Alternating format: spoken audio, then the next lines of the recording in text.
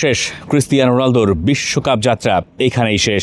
স্পেনের কাছে 1-0 গোলে হারের পর পর্তুগালের যেমন বিশ্বকাপ থেকে বিদায় হয়ে গেছে, আর ক্রিস্টিয়ানো রোনালদোর 6 বিশ্বকাপের গল্পটা শেষ হয়েছে ডালাসেই।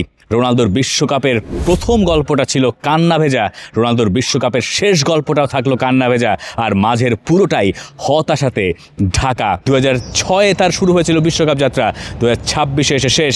এই 20 বছরে সব মিলে 6টা বিশ্বকাপ খেললেন তিনি। 6 বিশ্বকাপে গোল করা ইতিহাসের একমাত্র ফুটবলারও তিনি। কিন্তু সবচেয়ে বেশি বয়সে বিশ্বকাপের নকআউট স্টেজে গোল করার পরও এই নকআউট স্টেজই তার জন্য সবচেয়ে বড় আক্ষেপের নাম হয়ে থাকবে। সব মিলে 6 বিশ্বকাপ খেললেন ক্রিস্টিয়ানো রোনালদো। সর্বোচ্চ সাফল্য হয়ে থাকলো প্রথমবার সেমিফাইনাল অবধি খেলা বা বিশ্বকাপে চতুর্থ হওয়া, আর এরপরে রাউন্ড অফ 16 থেকে বিদায় নেওয়া, মোটমাট 3বার গ্রুপ স্টেজ থেকে বিদায় নেওয়া, বিশ্বকাপের কোয়ার্টার ফাইনাল থেকে বিদায় নেওয়া, আর এবার আরও একবার স্পেনে কাটা পড়া।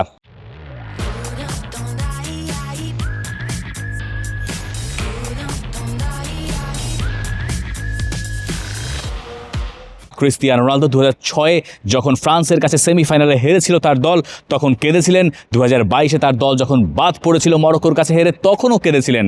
ওই কান্নার পরে লোকে ভেবেছিলেন হয়তো ক্রিস্টিয়ানো রোনালদোর আর কখনো বিশ্বকাপে খেলাই হবে না। রোনালদো 41 বছর বয়সে এসেও আরেকটা বিশ্বকাপ খেললেন। খেলে হতাশাই তার সঙ্গী হলো। ক্রিস্টিয়ানো রোনালদো 2026 বিশ্বকাপ থেকে বিদায় নিলেন ওই কান্না ভেজা চোখেই। পর্তুগাল স্পেনের সঙ্গে যখন মুখোমুখি হলো, তার আগে ম্যাচের আগের দিন প্রেস কনফারেন্সে এসেছিলেন ক্রিস্টিয়ানো রোনালদো। এসে বলে গিয়েছিলেন তার দল পর্তুগাল বা তিনি বিশ্বকাপ জিতুন অথবা নাই জিতুন, তিনি ক্রিস্টিয়ানো রোনালদোই থাকবেন, তাতে কোনো ব্যত্যয় ঘটবে না। রোনালদো শেষ পর্যন্ত বিশ্বকাপ আর জিতছেন না এটুকু নিশ্চিত। ওইবার তিনি ঘোষণা দিয়ে গেছেন, বা আগের দিন তিনি ঘোষণা দিয়ে গেছেন এটাই তার শেষ বিশ্বকাপ, আর কোনো বিশ্বকাপ তিনি খেলবেন না।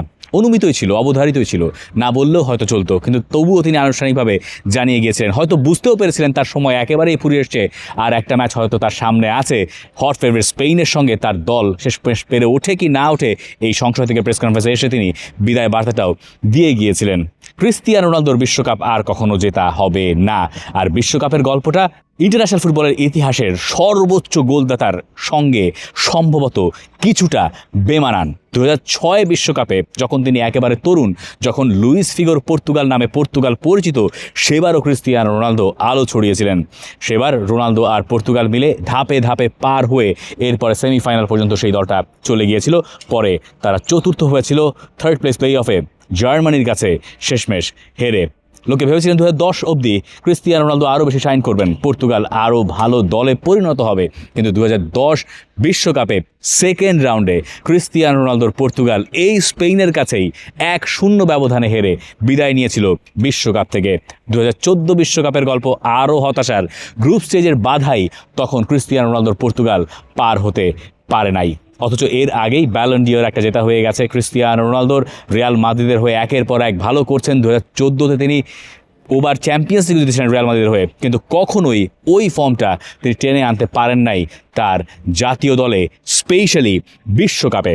2018 বিশ্বকাপে যখন তিনি খেলতে যান, তার 2 বছর আগে অধরা স্বপ্নটা পূরণ হয়েছিল ক্রিস্টিয়ানো রোনালদো আর পর্তুগালের, যে স্বপ্নটার সূচনা হয়েছিল 2004 ইউরোতে নিজেদের ঘরের মাঠে পর্তুগালে, যে এবার গ্রিসের কাছে ফাইনালে হেরে ক্রিস্টিয়ানো রোনালদো কেঁদেছিলেন। তারপরে 2016-র যে ইউরো, সেই ফাইনালে ফ্রান্সকে টপকে গিয়ে ক্রিস্টিয়ানো রোনালদো আর পর্তুগাল লিখেছিল এক অনন্য ইতিহাস। পর্তুগাল জিতেছিল ইউরো, ক্রিস্টিয়ানো রোনালদো হয়েছিলেন তাতে নায়ক। কিন্তু তারপরও 2018 বিশ্বকাপে সাফল্য আসেনি ক্রিস্টিয়ানো রোনালদো অথবা পর্তুগালের। লোকে ভেবেছিলেন এই পর্তুগাল বা এই রোনালদো হয়তো বিশ্বকাপে বহু দূর যাবে। স্পেশালি এই স্পেনের বিপক্ষে যখন ক্রিস্টিয়ানো রোনালদো বাংলাদেশে ঈদের আগের দিন হ্যাটট্রিক করলেন, তখন লোকে ভাবলেন the man on a mission. সম্ভবত এবার অন্য রোনালদোকে দেখবে পর্তুগাল আর বিশ্বকাপ। কিন্তু সেই রাউন্ড অফ 16-এ আরও একবার পর্তুগাল আটকা। এবার তারা আটকা উরুগুয়ের কাছে 2-1 গোলে হেরে।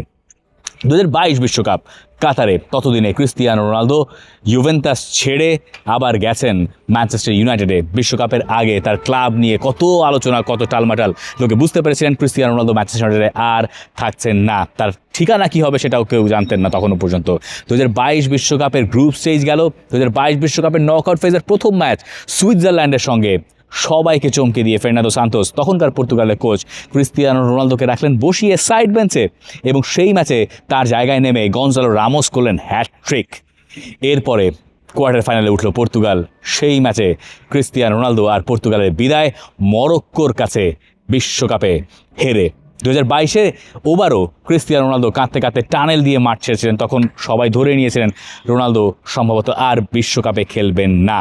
নিজের ইচ্ছাতেই বিশ্বকাপে তিনি খেলেছেন, নিজের ইচ্ছাতেই তিনি পর্তুগাল দলে থেকে গেছেন। এরপরে রবার্তো মার্তিনেজ এলেন, একটা ব্যর্থ ইউরো গেল পর্তুগালের এবং ক্রিস্টিয়ানো রোনালদোর। এরপরে 2026-এ এসে আরও একটা ব্যর্থতার গল্প সঙ্গী ক্রিস্টিয়ানো রোনালদো আর পর্তুগালের। গ্রুপ সির প্রথম ম্যাচে DR কঙ্গোর সঙ্গে রোনালদো একেবারেই আলো ছড়াতে পারেননি, থাকলেন পুরোটা সময় নিজের ছায়া হয়ে। উজবেকিস্তানের সঙ্গে ম্যাচে জোড়া গোল করলেন, করে বললেন আই অ্যাম ব্যাক। কিন্তু ওটা শুধুমাত্র ওই এক ম্যাচের জন্যই যে ছিল সেটা পরে বোঝা গেল। ক্রিস্টিয়ানো রোনালদো আর পর্তুগাল এর পরের ম্যাচে কলম্বিয়ার সঙ্গে জিততে পারলো না। তারা গোল শূন্য ড্র করলো। কপাল অবশ্য তাদের ভালো যে তাদের হারতে হয় নাই, কিন্তু ওই ম্যাচটা জিতলে হয়তো তারা সম্ভাব্য প্রতিপক্ষ হিসেবে স্পেনকে এত দ্রুত এড়াতে পারত। তারপর তারা পেল রাউন্ড অফ 32-তে ক্রোয়েশিয়াকে। ক্রোয়েশিয়ার সঙ্গে একেবারে কানের পাশ দিয়ে গুলি গেছে পর্তুগালের। ওই ম্যাচে হয়তো তাদের জেতাই হতো না, তারা জিতলো গনজালো রামোসের একটা শেষ মুহূর্তের গোলে। অথচ সেই গনজালো রামোস 1 মিনিটের জন্য মাঠে নামার সুযোগ পেলেন না পর্তুগাল যখন স্পেনের বিপক্ষে খেললো। ক্রিস্টিয়ানো রোনালদো প্রত্যেকটা ম্যাচে বিশ্বকাপে এইবার 2026-এ খেললেন। তিনি বদলি হলেন ওই ক্রোয়েশিয়ার বিপক্ষে ম্যাচে, আর এই ম্যাচে স্পেনের বিপক্ষেও তিনি পুরোটা সময় খেললেন। রোনালদোর বিশ্রাম কি প্রয়োজন ছিল, ক্রিস্টিয়ানো রোনালদোর কি এত বেশি খেলা প্রয়োজন ছিল, এই আলোচনাও খুব স্বাভাবিকভাবেই থাকবে। রোনালদো এই ম্যাচে খুব একটা ভালো করতে পারেন নাই। একটা সুযোগ পেয়েছিলেন, একটা ড্রিবল করেছিলেন, তাতে বোঝা গেছে একটা সময় ক্রিস্টিয়ানো রোনালদো কতখানি ইফেক্টিভ ছিলেন। কিন্তু এখন এসে রোনালদো আর বোধহয় পর্তুগাল দলের সঙ্গে যাচ্ছেন না, এটা বোঝা যাচ্ছিল। বক্সের ভেতরে বাকিরাও তাকে সেই সাপোর্টটা দিতে পারেনি। রোনালদো বারবার হতাশ হয়েছেন, পর্তুগালের বাকি ফুটবলাররা হতাশ করেছেন, আর ক্রিস্টিয়ানো রোনালদো আরও একটা বিশ্বকাপে তিনি ব্যর্থ গল্প লিখে বিদায় নিচ্ছেন। ক্রিস্টিয়ানো রোনালদো বলেছিলেন যে তার বিশ্বকাপ দিয়ে তাকে ডিফাইন করার প্রয়োজন নাই। হয়তো বিশ্বকাপ দিয়ে তাকে ডিফাইন করা যাবেও না, কারণ বিশ্বকাপ দিয়ে ডিফাইন করতে গেলে ক্রিস্টিয়ানো রোনালদোর নামের পাশে থাকবে এক মহা শূন্য, আর শূন্যতার গল্প। ক্রিস্টিয়ানো রোনালদোকে আপনাকে তাই বাছবিচার করতে হবে তার চ্যাম্পিয়ন্স লিগ ট্রফি দিয়ে, তার ইউরো জয়ের মহাকাব্য দিয়ে, তার ক্লাব পারফরমেন্স দিয়ে, ইন্টারন্যাশনাল ফুটবলের সর্বকালের সর্বোচ্চ গোলদাতা হিসেবে। এই ছাড়া ফুটবলের সবচেয়ে বড় যে মহাযজ্ঞ বিশ্বকাপ, যা আপনাকে দেয় অমরত্ব, সেটা আর পাওয়া হলো না কখনোই ক্রিস্টিয়ানো রোনালদোর। পাওয়া হয়নি ইয়োহান ক্রুইফেরও। হয়তো সেই কাতারে ক্রিস্টিয়ানো রোনালদো থাকবেন, যেই কাতারে বিশ্বকাপ না জেতা মহারথীরা থাকেন তাদের মহা রেকর্ড নিয়ে। ক্রিস্টিয়ানো রোনালদোর কান্নায় হয়েছিল শুরু, কান্নায় তার থামলো, আর তাতে থামলো পর্তুগালের যাত্রাটাও। পরের বার বিশ্বকাপে পর্তুগাল খেলতে যাবে, কিন্তু তাতে থাকবেন না এক ক্রিস্টিয়ানো রোনালদো। 17 নম্বর জার্সি নিয়ে হয়েছিল শুরু, 7-এ থামলেন তিনি। 7 নম্বর যে বিশ্বকাপ হবে রোনালদো থাকা অবস্থায়, সেইটা তার নিজের দেশে, কিন্তু তাতে থাকবেন না Cristiano Ronaldo. The end is here. Cristiano রোনালদোকে আপনি পছন্দ করুন, অপছন্দ করুন, বিশ্বকাপে তিনি নানা মুহূর্ত আপনাকে দিয়ে গেছেন। তার অনেকটাই হয়তো ব্যর্থতার, তার অনেকটা হয়তো সুখের, তার কোনোটা হয়তো চরম এবং পরম মুহূর্তের। কিন্তু ক্রিস্টিয়ানো রোনালদোর বিশ্বকাপ এখানেই শেষ। আপনি এবার এটা হজম করুন, আপনার জন্য এটুকুই বাকি আছে ক্রিস্টিয়ানো রোনালদোকে উপভোগ করার। For more updates, subscribe to our YouTube channel and click on the bell icon. Follow us on Facebook and Instagram. Download T-Sports app to enjoy exciting games and highlights. Visit tsports.com.